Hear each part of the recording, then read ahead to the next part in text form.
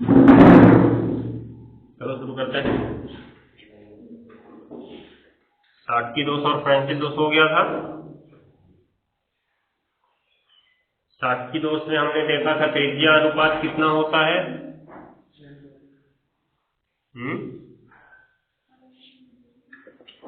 लगभग एक होता है ना। और फ्रेंच की 200 में त्रिज्या अनुपात 1 से बहुत कम होता है। ठीक है ना, ये ध्यान देना है। पूछा जा सकता है एक बहुविकल्पी में सवाल कि त्रिज्या अनुपात कितना होता है, 1 से अधिक, 1 से कम, 1 के बराबर, इनमें से कोई नहीं। ठीक है, ध्यान दिए रखना। तो अब हमको पढ़ना है, वो तो दोनों हो गया था स्टोइकियोमेट्रिक दोष। स्टोइकियोमेट्रिक दोष में क्या हुआ था, यौगिक की स्टोइकियोमेट्री में परिवर्तन नहीं हुआ, अर्थात हमने देखा पहले अनुपात 1:1 का था, तो बाद में भी अनुपात 1:1 का ही बना रहा। जैसे 60 की दोष में 10 धनायन 10 ऋणायन हमारे पास थे, 1:1 निकल गया, 9:9 बन गए, तब भी 9:9 का अनुपात 1:1 ही रह गया। दूसरे में क्या हुआ, 10 धनायन 10 ऋणायन थे, धनायन ने अपना स्थान तो छोड़ा लेकिन बाहर नहीं निकला, उसी में बीच में खाली स्थान में रह गया। बीच में खाली स्थान में रहने के कारण हमने वहां पे कहा कि 10 धनायन अभी भी बने हुए हैं, इसलिए अनुपात फिर भी 1:1 का बना हुआ था। लेकिन अब क्या रहेगा, नॉन स्टोइकियोमेट्रिक दोष, अर्थात इसमें यौगिक की स्टोइकियोमेट्री बदल जाएगी। कैसे, यौगिक की स्टोइकियोमेट्री कैसे बदल सकती है। अभी मान लो हमारे पास 10 धनायन और 10 ऋणायन है, तो अनुपात 1:1 है। कैसे किया जाए कि इस यौगिक की स्टोइकियोमेट्री अर्थात अनुपात बदल जाए। अगर 1:1 दोनों का निकाल दें तो 9:9 हो गया, अभी भी अनुपात कितना बना हुआ है, 1:1 बना हुआ, स्टोइकियोमेट्री नहीं बदली। स्टोइकियोमेट्री बदलने के लिए हमको अब किसी एक को ही निकालना पड़ेगा। अब सोचो क्या होगा। मान लो हमने इसको निकाल दिया, एक को ए निकाल दिए, जबकि बी को नहीं निकाले, तब अनुपात हो गया 9:10। अनुपात बदल गया था, स्टोइकियोमेट्री बदल गई, तो ये नॉन स्टोइकियोमेट्री दोष है। क्या निष्कर्ष निकला कि धनायन निकल गया बाहर। ठीक है, लेकिन क्या आप बताओ ये क्रिस्टल उदासीन रह गया है? क्रिस्टल उदासीन है? नहीं है। क्यों नहीं है? क्योंकि ऋणावेश धनावेश से बदल चुका है। ठीक है ना, तो इसमें भी क्रिस्टल उदासीन होते हैं। अब उनकी उदासीनता कैसे बनती है ये हमको समझना है। उनकी उदासीनता को बनाए रखने के लिए अब इलेक्ट्रॉन काम करता है, तो नॉन स्टोइकियोमेट्रिक दोष में इलेक्ट्रॉनों की महत्ता बढ़ जाती है। ठीक है, दूसरी कैसे हो सकता है, बी को निकाल दे, ए को ना निकाले, ऐसा भी तो हो सकता है। तीसरा कैसे हो सकता है, किसी को ना निकाले, एक को एक्स्ट्रा ला के भर दे।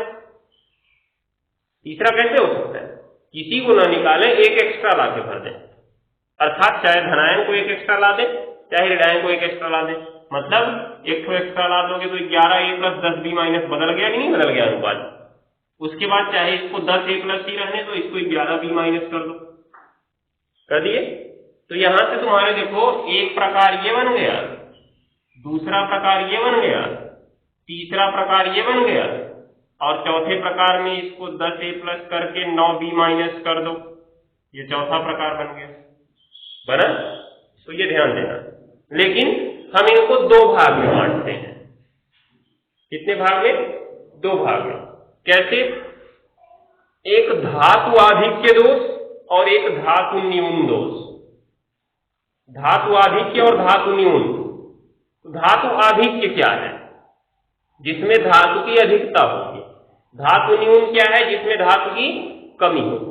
अब सोचो कैसे, कौन कौन सा इसमें धातु आधिक्य है, कौन कौन सा धातु न्यून है। 4 है ना हमारे पास, 4 डिब्बा बना है। चारों में से 2 तुम्हारे धातु आधिक्य होंगे, 2 धातु न्यून होंगे। इसमें धातु कौन है ये बताओ तनी। A + Cb-। A+ धातु है, क्योंकि धातुएं हमेशा धनायन बनाती हैं। पता नहीं कहीं परिभाषा इसकी पढ़ते आ रहे हो। ठीक है, हमको लगता है पैदा होने 2-3 महीने बाद से पढ़ी नहीं होगे, नहीं पढ़े थे तो अब पढ़ लो। धातु आधिक्य में धातुओं की अधिकता होगी अर्थात धनायन की अधिकता होगी। चारों प्रकार में से कौन से में धनायन ज्यादा है? एक इसमें ज्यादा है क्योंकि 11 धनायन है और एक तुम्हारा इसमें ज्यादा है। ठीक है, तो इसमें क्या किए थे, एक धनायन एक्स्ट्रा लाए थे ना हम, और इसमें क्या किए थे, ऋणायन निकाल दिए। तो ये जो दो प्रकार है हमारे धातु आधिक्य में चले जाएंगे, शेष बचे दो प्रकार धातु न्यून में चले जाएंगे। ठीक है, तो अब हम लिखते हैं हेडिंग नॉन स्टाइकियोमेट्रिक दोष।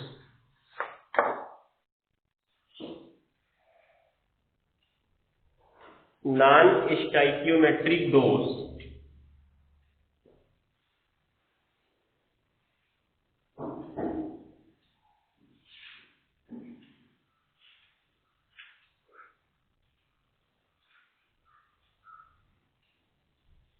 नॉन स्टाइकियोमेट्रिक दोष हो गया। इसमें लिखेंगे ऐसे दोष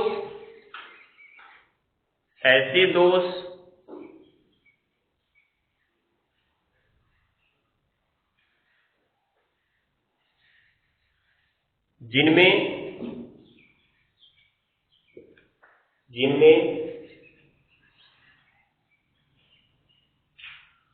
यौगिक की स्टाइकियोमेट्री बदल जाती है।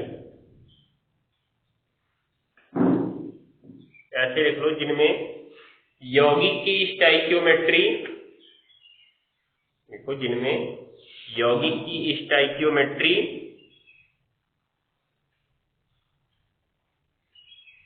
हो गया,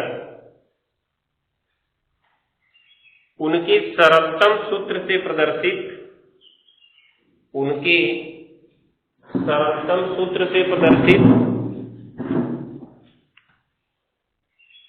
स्टाइकियोमेट्री से भिन्न होती है। उनके सरलतम सूत्र से प्रदर्शित स्टाइकियोमेट्री से भिन्न होती है। उनके सरलतम सूत्र से प्रदर्शित स्टाइकियोमेट्री से भिन्न होती है। हो गया, अर्थात ये ऐसे पहले लिख लो, अर्थात लिख दीजिए, चलो लिखो, अर्थात यौगिक में उपस्थित धनायनों तथा ऋणायनों की संख्या का अनुपात, यौगिक में उपस्थित धनायनों तथा ऋणायनों की संख्या का अनुपात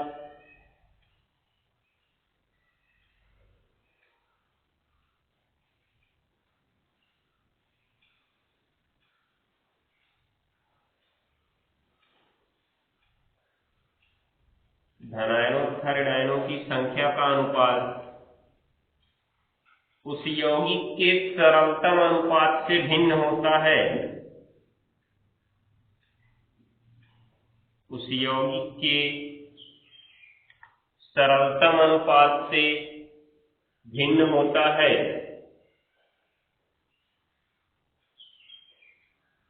धनायनों तथा ऋणायनों की संख्या का अनुपात उस यौगिक के सरलतम अनुपात से भिन्न होता है।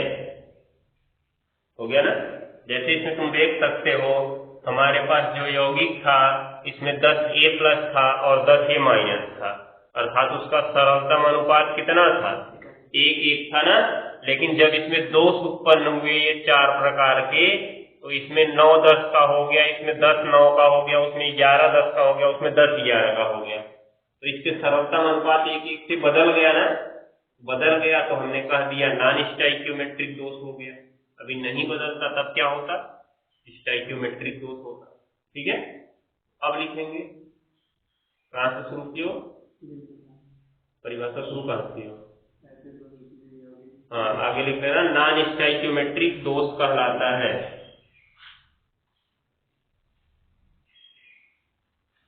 नॉन स्टाइकियोमेट्रिक दोष कहलाता है।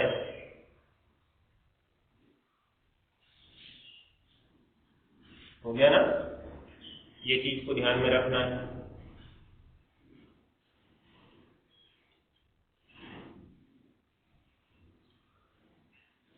लिखो आगे।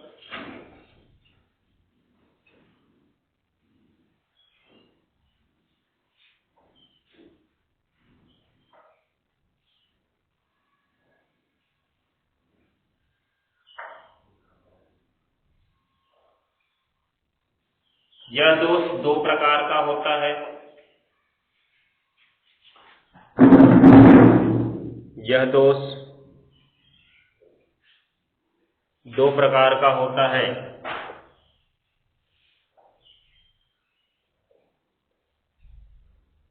पहला धातु आधिक्य दोष। पहला धातु आधिक्य दोष। नहीं ना,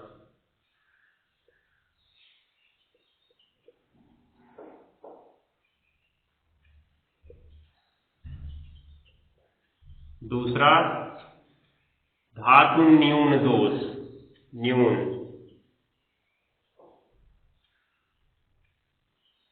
धातु न्यून दोष हो गया। अब पहली हेडिंग लिखो, धातु आधिक्य दोष।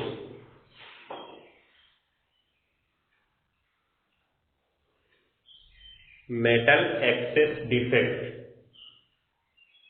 धातु आधिक्य दोष।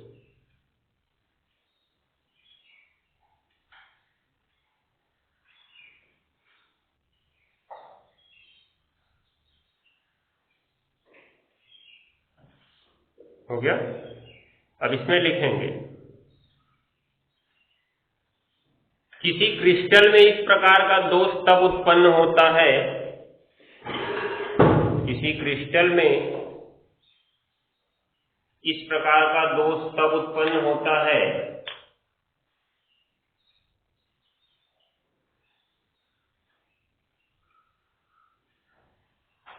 किसी क्रिस्टल में इस प्रकार का दोष तब उत्पन्न होता है,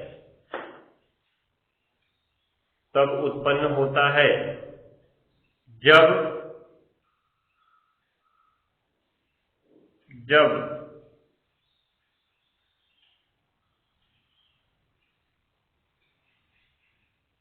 हो गया, उस क्रिस्टल में धनायनों की अधिकता हो जाती है। उस क्रिस्टल में धनायनों की अधिकता हो जाती है।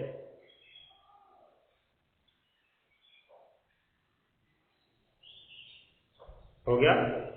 यह दो प्रकार से हो सकता है। यह दो प्रकार से हो सकता है।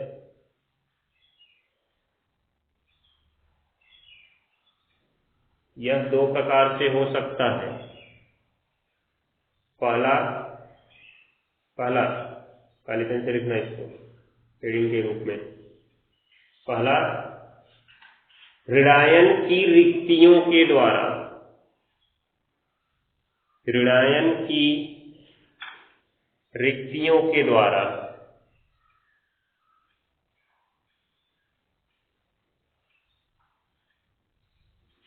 हो गया। तो इसके अंदर डैश दे के लिखो, इस दोष में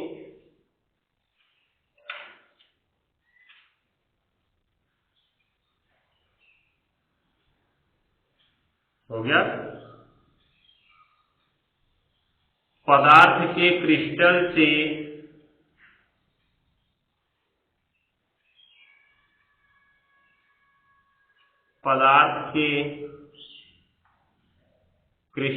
से एक अथवा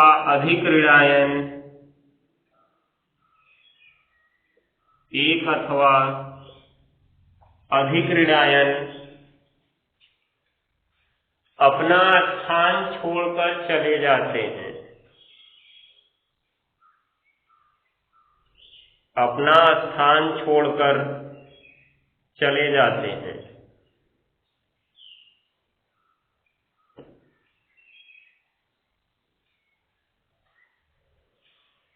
जिससे धातु धनायनों की अधिकता हो जाती है, जिससे धातु धनायनों की अधिकता हो जाती है।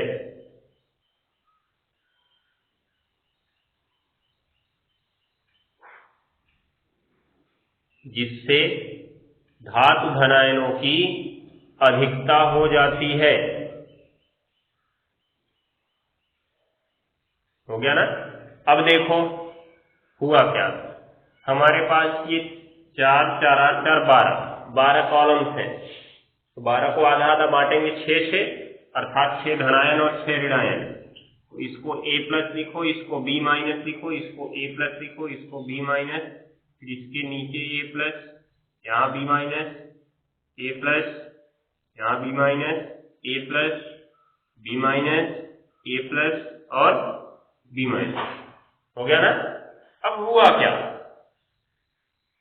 इसमें कहा गया कि ये दोष तब उत्पन्न होगा जब क्रिस्टल से एक अथवा अधिक ऋणायन अपना स्थान छोड़कर चले जाएंगे। अभी इसमें देख रहे होंगे 6 धनायन है और 6 ऋणायन है, अर्थात धातु और अधातु बराबर है। जो धनायन है वो धातु, जो ऋणायन है वो अधातु। धातु और अधातु बराबर है तो क्या होगा, इसमें ऋणायन निकाल दो। मान लो हमने एक तो b माइनस को निकाल दिया, अब क्या हो गया, 6 धनायन हो गया, 5 ऋणायन हो गया। तो 6 में से 5 गया 1, अर्थात क्रिस्टल पर एक धनावेश आ गया। लेकिन क्रिस्टल आवेशित हो नहीं सकता है, क्रिस्टल उदासीन होता है। तो ये क्रिस्टल उदासीन कैसे होगा, कोई तरीका, कुछ ऐसा तरीका लगाओ जिससे इसकी उदासीनता बनी रहे। क्या करते, धनायन निकाल दोगे तो स्टोइकियोमेट्री हो जाएगा। मान लो हमने एक a प्लस b निकाल दिया, तो ये तो हमने कल देखा था, एक धनायन निकला एक ऋणायन निकला, स्टोइकियोमेट्री हो गया। हमको नॉन स्टोइकियोमेट्री बनाए रखना है। कोई और तरीका, रिक्त स्थान में कुछ भरा जाए तभी तो बैलेंस हो पाएगा।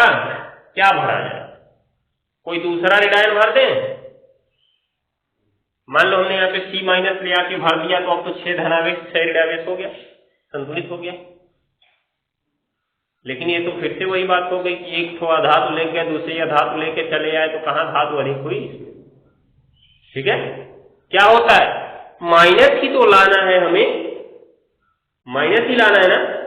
हम इलेक्ट्रॉन क्यों न लेके चले आए, क्योंकि इलेक्ट्रॉन तो हमें स्वतंत्र अवस्था में मिलते हैं, परमाणु से बाहर निकलते हैं। तो जब इलेक्ट्रॉन परमाणु से बाहर निकलते हैं तो हमें स्वतंत्र अवस्था में मिलते हैं कि नहीं मिलते हैं। तो निष्कर्ष, जब यहां से ऋणायन निकल जाता है बाहर, तो इस क्रिस्टल को उदासीन बनाए रखने के लिए उसके खाली स्थान को एक इलेक्ट्रॉन ग्रहण कर लेता है, उसके खाली स्थान को एक इलेक्ट्रॉन ग्रहण कर लेता है। अब तुम सोच सकते हो कितने धनावेश, 1 2 3 4 5 6 धनावेश, कितने ऋणावेश, 1 ऋणावेश 2 ऋणावेश, ये भी देखो 1 ऋणावेश ही है, क्योंकि इलेक्ट्रॉन पर इकाई आवेश माना जाता है, इकाई ऋणावेश। तो 1 2 3 4 5 6, देखो 6 धनावेश 6 ऋणावेश, बैलेंस भी बन गया, बना, अर्थात क्रिस्टल उदासीन हो गया और धातु आधिक्य भी हो गया। क्यों, क्योंकि धनावेश ज्यादा हो चुके हैं, धनावेश नहीं, धनायन ज्यादा हो चुके हैं, ऋणायन कम हो चुके हैं। धनायन कितने हैं, 6 है, ऋणायन कितने हैं, 5 है, लेकिन ऋणावेश 6 है। ध्यान देना, ऋणायन 5 ही है, ऋणावेश 6 है। ऐसा क्यों, क्योंकि छठवां ऋणावेश किसके द्वारा आया है, इलेक्ट्रॉन के द्वारा आया। ठीक है, तो ये हमारा एक धातु आधिक्य दोष हो गया। किसके कारण, ऋणायन की रिक्ति के कारण उत्पन्न हुआ। किसके कारण हुआ, ऋणायन निकल के चला गया तो क्या हो गया, ऋणायन की रिक्ति हो गई, अर्थात उसका स्थान खाली हो गया, तो धातु आधिक्य दोष बन गया। लेकिन क्रिस्टल फिर भी उदासीन था। क्यों उदासीन था, क्योंकि उस ऋणायन की जगह एक इलेक्ट्रॉन आ गया, आया। तो ये ध्यान देना, कहां तक लिखे, इसमें अधिकता हो जाती है ना, आगे काली पेन से लिख लेना। तथा क्रिस्टल की उदासीनता को बनाए रखने के लिए तथा क्रिस्टल की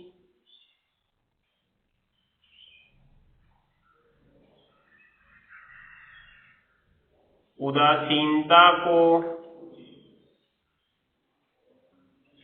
बनाए रखने के लिए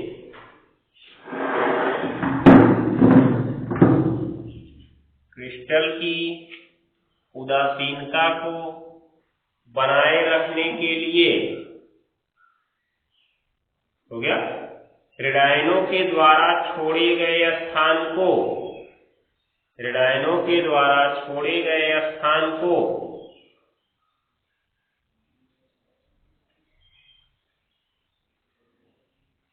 रेडायनों के द्वारा छोड़े गए स्थान को रेडायनों के द्वारा छोड़े गए स्थान को हो गया इलेक्ट्रॉन ग्रहण कर लेते हैं इलेक्ट्रॉन ग्रहण कर लेते हैं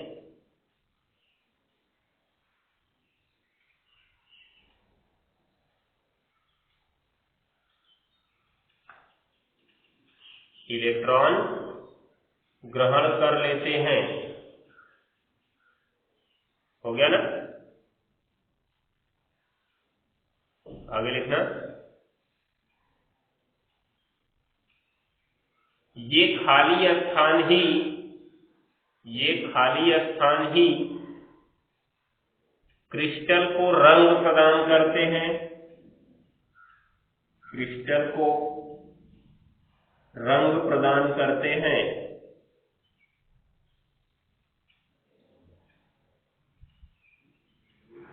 हो गया अब पैराग्राफ को छोड़ के नीचे लिखो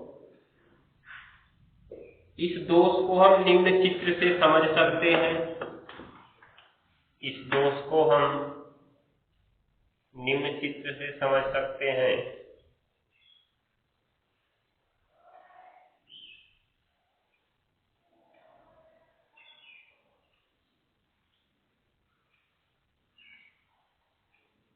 निम्न चित्र से समझ सकते हैं हो गया अब ये चित्र बना सकते हो इसमें हुआ क्या पहले 6 धनायन था 6 ऋणायन था हुआ क्या एक ऋणायन अर्थात B- अपना स्थान छोड़ के चला गया उसका स्थान खाली हो गया जिससे धातु ज्यादा हो गई धातु आधिक्य दोष बन गया लेकिन उस समय क्रिस्टल पर आवेश आ गया था उसके आवेश को संतुलित करने के लिए एक इलेक्ट्रॉन ने उस खाली स्थान को क्या कर लिया ग्रहण कर लिया हो जाएगा ना ये प्रकार से हमारा दोष बन गया तो इसके नीचे लिख लेना चित्र बनाने के बाद ऋणायन की रिक्तियों के द्वारा उत्पन्न दोष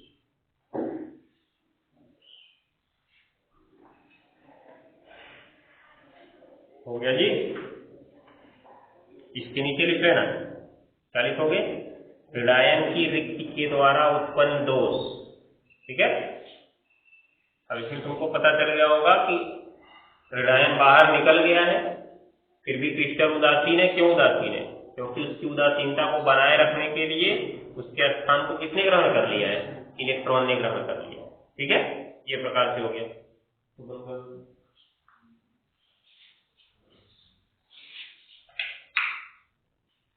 चलो देखो दूसरा नंबर इसमें लिखो मतलब अभी तो पहला था कि ऋणायन की रिक्ति से उत्पन्न हुआ ना दूसरा धातु की अधिकता और कैसे हो सकती है दूसरा प्रकार में देखो यहां से B- निकले ही ना अपने स्थान पे रहे मतलब न कोई धनायन बाहर निकला न कोई ऋणायन बाहर निकला हमको धातु अधिक करना और कैसे कर सकते इसके खाली स्थान में एक तो क्या ले आ दिया जाए एक और धनायन ला दिया जाए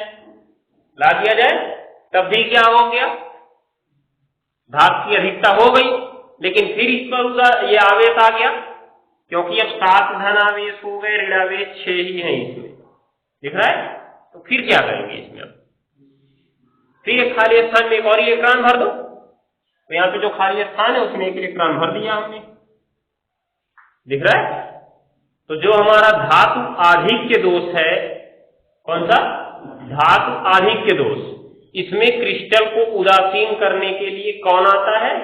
इलेक्ट्रॉन आता है। ठीक है ना, चाहे ऋणायन जाए चाहे धनायन आए। ठीक है, तो लिखेंगे इसमें दूसरा वाला। दूसरा, अंतराकाशीय स्थान में, इसी में है, मतलब जो अभी धातु आधिक्य में दूसरा नंबर है, धातु आधिक्य में दूसरा नंबर। अंतराकाशीय स्थान में अतिरिक्त धनायन आने से उत्पन्न दोष। अंतराकाशीय स्थान में अतिरिक्त धनायन आने से उत्पन्न दोष, उत्पन्न दोष।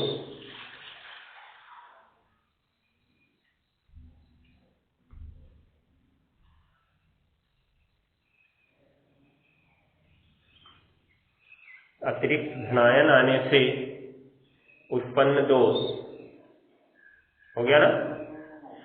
चलो,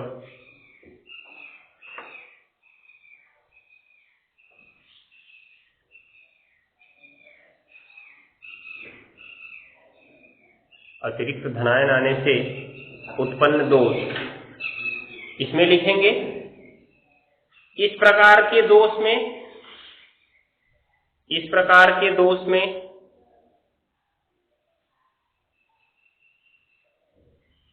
यौगिक के आदर्श क्रिस्टल में, इस प्रकार के दोष में यौगिक के आदर्श क्रिस्टल में, यौगिक के आदर्श क्रिस्टल में, यौगिक के आदर्श क्रिस्टल में अंतराकाशीय स्थान में, अंतराकाशीय स्थान में कोई अतिरिक्त धनायन आ जाता है, कोई अतिरिक्त धनायन आ जाता है,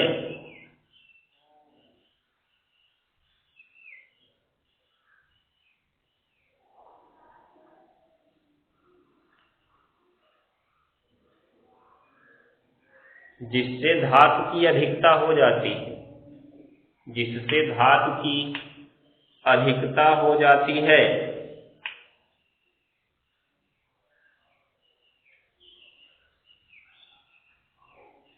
तथा क्रिस्टल की उदासीनता को बनाए रखने के लिए, तथा क्रिस्टल की उदासीनता को बनाए रखने के लिए, क्रिस्टल की उदासीनता को बनाए रखने के लिए, क्रिस्टल की उदासीनता को बनाए रखने के लिए, हो गया।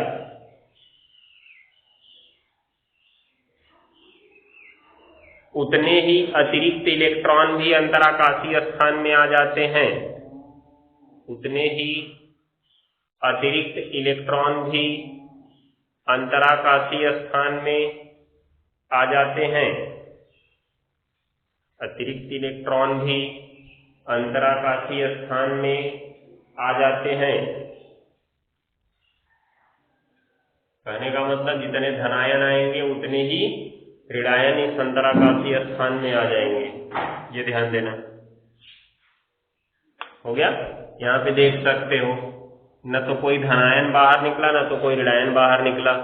यही जो हमारा है ये अतिरिक्त धनायन आया है, आया है। इसको बैलेंस करने के लिए यहां से एक अतिरिक्त इलेक्ट्रॉन भी आ गया अंदर, आया। तो ये प्रकार से फिर भी हमारा धातु आधिक्य दोष हो गया।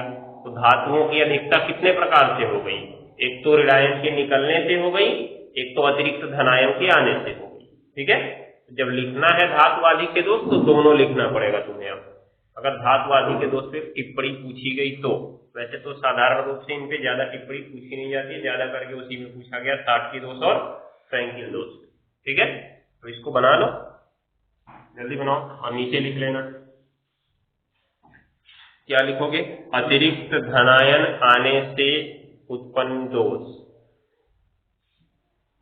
अतिरिक्त धनायन आने से उत्पन्न दोष, धात्वाधिक के दोष लिख लेना, उत्पन्न धात्वाधिक के दोष, चाहे उत्पन्न दोष भी लिख दोगे तब भी कोई गलती नहीं है।